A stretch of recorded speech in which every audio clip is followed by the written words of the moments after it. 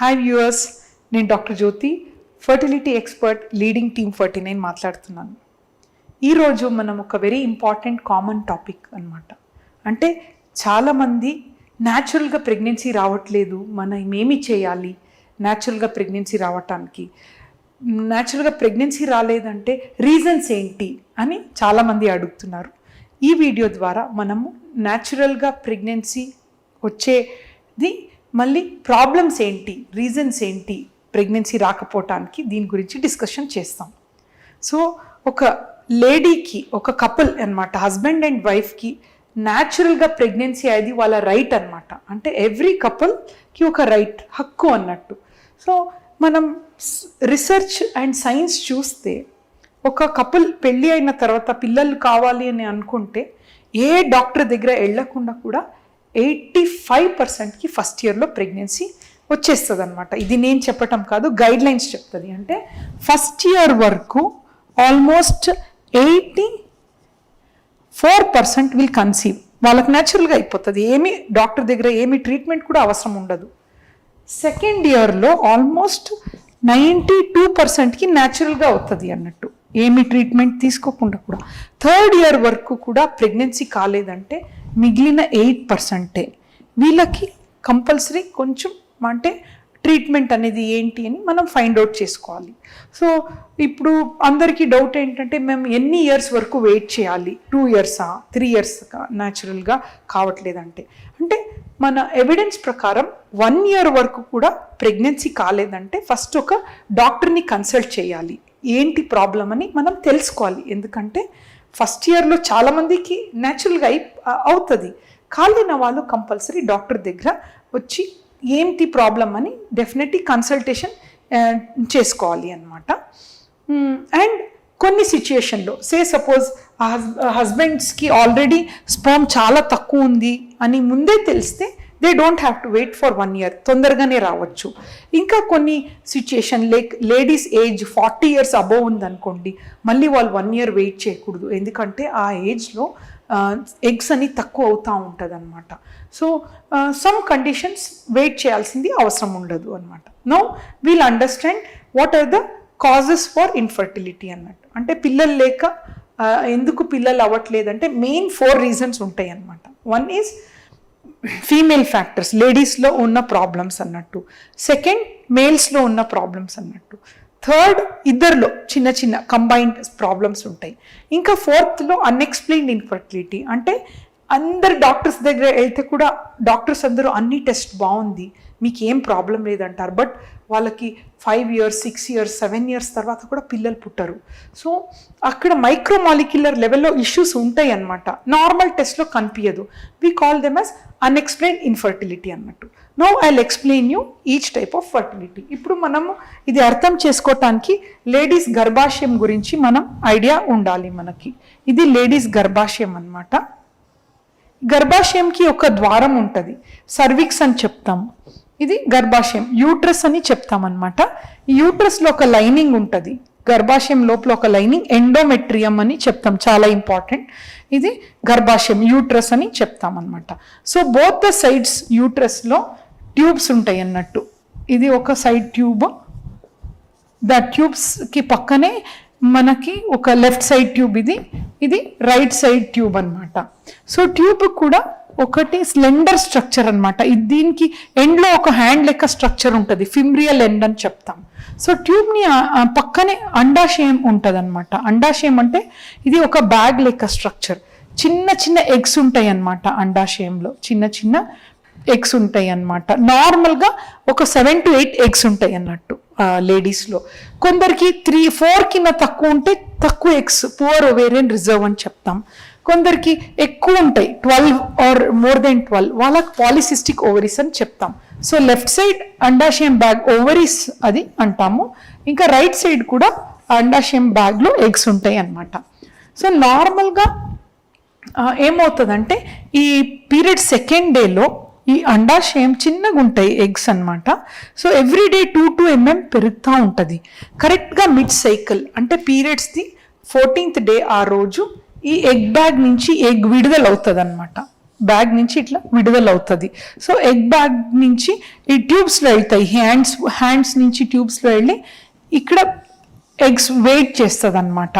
Just ఒక 24 hours to 36 hours, 1 to 1.5 days ఉంటుంది అనమాట ఎగ్ బ్యాగ్ నుంచి రిలీజ్ అయ్యి. ఆ టైంలో హస్బెండ్ అండ్ వైఫ్ టుగెదర్ ఉంటే స్పర్మ్స్ వెజైనాలో డిపాజిట్ అవుతుంది. ఆ స్పర్మ్ వెజైనాలో డిపాజిట్ అయ్యి స్పర్మ్కి ఒక మూమెంట్ ఉంటుంది అనమాట, పైకి ఇట్లా వెళ్తుంది, ఇట్లా వెళ్ళి బోత్ ద సైడ్స్కి వెళ్తాయి అన్నట్టు. స్పర్మ్స్ ఏ సైడ్లో ఎగ్ ఉందో ఆ ట్యూబ్లో స్పర్మ్స్ ఎగ్ లోపల కలిసి ఒక బేబీ ఫామ్ అవుతుంది. ఫర్టిలైజేషన్ అని ఈ ప్రాసెస్ అన్నట్టు. ఒక ఎగ్ ఒక స్పర్మ్ ట్యూబ్స్లోనే అంటే ఫర్టిలైజేషన్ అవుతాయి అన్నమాట. దాని తర్వాత 4 to 5 days, 6th day వచ్చి గర్భాశయంలో ఇంప్లాంట్స్ అంటే అతుక్కుంటుంది అన్నట్టు. ఇంప్లాంట్స్ అయ్యి we call it as seed and soil అనమాట. ఇది ఇత్తనాలు, ఇది గర్భాశయం అనేది భూమి అనమాట. సో ఆ సీడ్ ఈ సాయిల్లో ఇంప్లాంట్ అయిన వెంటనే కెమికల్స్ అన్ని రిలీజ్ అయ్యి, హార్మోన్స్ రిలీజ్ అయ్యి మంచిగా అతుక్కుంటుంది. తర్వాత స్లోగా పెరిగి 1st, 2nd month, 3rd month అట్లా పెరిగి 9 months తర్వాత బేబీ అనేది డెలివరీ అవుతుంది అన్నట్టు. So this is the circle. So మనకి ఎందుకు న్యాచురల్గా కొందరు ప్రెగ్నెన్సీ కాలేదంటే ఫస్ట్ థింగ్ మనం చూడాలి అండాశయం అంటే ఓవరీ రిలేటెడ్ ఏదైనా ఇష్యూ ఉందా. ఏం ఇష్యూ ఉండొచ్చు అంటే కొందరికి చాలా తక్కువ ఉండొచ్చు అండాశయంలో ఎగ్స్ 1 or 2 చాలా తక్కువ ఉంటే సక్సెస్ అనేది తక్కువ అవుతూ ఉంటుంది అన్నట్టు. అండ్ కొందరికి ఏజ్డ్గా అంటే చాలా ఏజ్ అయిన తర్వాత 34, 5, 40 ఆ ఏజ్లో అండాశయంలో ఎగ్స్ అనేది తగ్గిపోతాయి. So chances of normal pregnancy కొంచెం తక్కువ ఉంటుంది అన్నట్టు. ఇంకా కొన్ని కండిషన్లో అండాశయంలో ఎక్కువ ఎగ్స్ ఉంటే కూడా చాలా ఎక్కువ అంటే 12 to 14, 15 ఉంటే కూడా ఇది కరెక్ట్ టైంకి రిలీజ్ కాదు. వాళ్ళకి పాలిసిస్టిక్ ఓవరీస్ అంటాం. వీళ్ళకి కూడా కొంచెం సబ్ ఫర్టిలిటీ అంటారు. అంటే ప్రెగ్నెన్సీ అవుతుంది వాళ్ళకి, బట్ కొంచెం స్లోగా లేట్గా అవుతుంది అనమాట. సో నేను ఎప్పుడు ఒక లేడీ నెలసరి ఇర్రెగ్యులర్గా వచ్చినప్పుడు ఫస్ట్ అండాశయంది స్కాన్ చేస్తాం. ఎక్కువ ఎగ్స్ ఉంటే పాలిసిస్టిక్ ఓవరీ, మనం ఏమి వరి అవ్వాల్సింది అవసరం లేదు. ఐ నో సమ్వేర్ కొన్ని లేట్ అవుతే కూడా వాళ్ళు ప్రెగ్నెన్సీ అవుతారని. అదే తక్కువ ఎగ్స్ ఉంటే వాళ్ళకి ప్రెగ్నెన్సీ అయ్యే ఛాన్సెస్ చాలా తక్కువ. మనం కొంచెం ఫాస్ట్గా చేయాలి ట్రీట్మెంట్ అన్నట్టు. So first reason is egg bag ovary related issues. Second issue ఇక్కడ మనం నెక్స్ట్ చూస్తే ట్యూబ్స్ అనమాట. కొందరు లేడీస్లో ట్యూబ్స్ అనేది బ్లాక్ ఉంటుంది మొత్తం. ఇక్కడ బ్లాక్ ఉన్నప్పుడు మనకి ఎగ్ ట్యూబ్స్లో వెళ్ళటానికి ఛాన్స్ ఉండదు, మళ్ళీ స్పర్మ్ కూడా ట్యూబ్స్లో రావడానికి ఛాన్స్ ఉండదు. సో వాళ్ళకి న్యాచురల్గా ప్రెగ్నెన్సీ అయ్యే ఛాన్స్ ఉండదు ట్యూబల్ బ్లాక్ ఉంటే. సో కొందరు అడుగుతారు 1 tube ఓపెన్ ఉంటే ప్రెగ్నెన్సీ అవుతుంది అంటే, ఆఫ్ కోర్స్ 1 tube ఓపెన్ ఉంటే కూడా ప్రెగ్నెన్సీ అయ్యే ఛాన్సెస్ ఉంటాయి.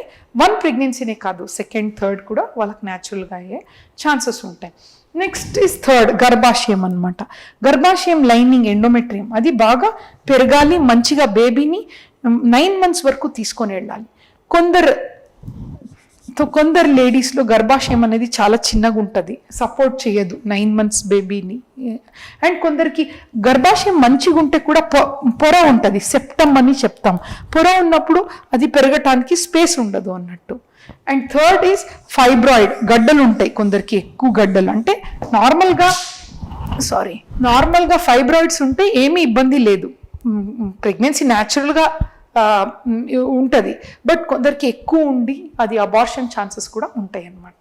అండ్ ఇంకొక ఇష్యూ ఏంటంటే గర్భాశయం అనేది ఒక బలూన్ లెక్క స్ట్రక్చర్, చిన్నగా ఉంటుంది 6 centimeters. బట్ ఒక బేబీ దాంట్లో ఉన్నప్పుడు బలూన్ లెక్క పెరుగుతుంది అనమాట 40 centimeters వరకు. సో కొందరు లేడీస్లో ఈ పెరిగే కెపాసిటీ ఉండదు. We call it as adenomyosis. Adenomyosis ఉంటే కూడా వాళ్ళకి ప్రెగ్నెన్సీ వస్తే కూడా 2nd, 3rd monthలో అబార్షన్ అవుతూ ఉంటుంది అన్నట్టు. This is uterus related issue. ఇంకా 5th గర్భాశయం ద్వారం ఉంటుంది, సర్విక్స్ అని. స్పర్మ్స్ గర్భాశయం లోపల ఇట్లా వెళ్ళాలి. ఈ ద్వారంలో ఏదైనా ప్రాబ్లం ఉందనుకోండి, సర్వైకల్ ప్రాబ్లమ్స్, అప్పుడు కూడా వాళ్ళకి ప్రెగ్నెన్సీ న్యాచురల్గా అవ్వటానికి ఇష్యూస్ ఉంటాయి. సో ఇది అన్ని common. Other reasons like endometriosis అని ఉంటుంది. ఇటువంటి కండిషన్లో కూడా infection, PID, pelvic inflammatory disorder, ఇవన్నీ కండిషన్లో న్యాచురల్గా ప్రెగ్నెన్సీ అయ్యే ఛాన్సెస్ తక్కువ ఉంటాయి అన్నమాట. This is female related issues. Now male related issues. మేల్స్లో కూడా స్పర్మ్స్ అనేది మూమెంట్స్ ఉంటేనే కదా పైకి ఇట్లా వెళ్తాయి, ట్యూబ్స్ దగ్గర వెళ్తాయి. చాలామంది కౌంట్ నార్మల్ ఉంటే ప్రెగ్నెన్సీ అవుతుంది అనుకుంటారు. స్పర్మ్లో not only count, movements also very important. At least ఒక 40% మొటిలిటీ ఉండాలి, కౌంట్ అనేది 25 మిలియన్స్ పైన ఉండాలి, అండ్ స్పర్మ్ కూడా ఒక షేప్ ఉంటుంది అన్నది, హెడ్, నెక్ అండ్ టెయిల్. షేప్లో ఏదైనా ఇష్యూ ఉంటే కూడా న్యాచురల్గా ప్రెగ్నెన్సీ అయ్యటం ప్రాబ్లం అవుతాయి. 4% ఉంటే సరిపోతాయి morphologically normal sperms. So third ఇది అన్ఎక్స్ప్లెయిన్డ్ ఇన్ఫర్టిలిటీ. అన్ని టెస్ట్ బాగుంటే కూడా కొందరికి ప్రెగ్నెన్సీ అనేది ప్రాబ్లం అవుతాయి. So we have to detailly analyse what is the issue. So ఇప్పుడు అన్ని ప్రాబ్లమ్స్ విన్నారు. Science is advance so much, అంటే ఏ ప్రాబ్లం ఉంటే కూడా దానికి తగిన ట్రీట్మెంట్ ఉంది.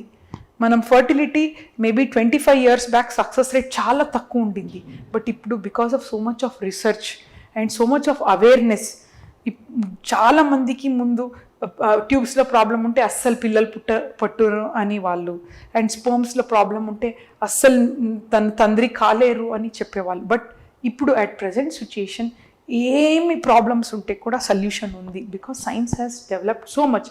ఎనీ ప్రాబ్లం సొల్యూషన్ ఉంటుంది అనమాట. So this is about causes of fertility. Thank you so much. Hi, this is Taman. Hi, this is Shraddha Das. Hi, I'm Priyadarshi. నేను మీ ఆది. Hi, I'm Kashish Vora. Hi, నేను మీ Shri Vishnu. Hi, this is Aditya. Hi, this is Nagan Vesh. Please subscribe to Social Post. Please subscribe to Social Post. Please subscribe Social Post. Please subscribe to Social Post.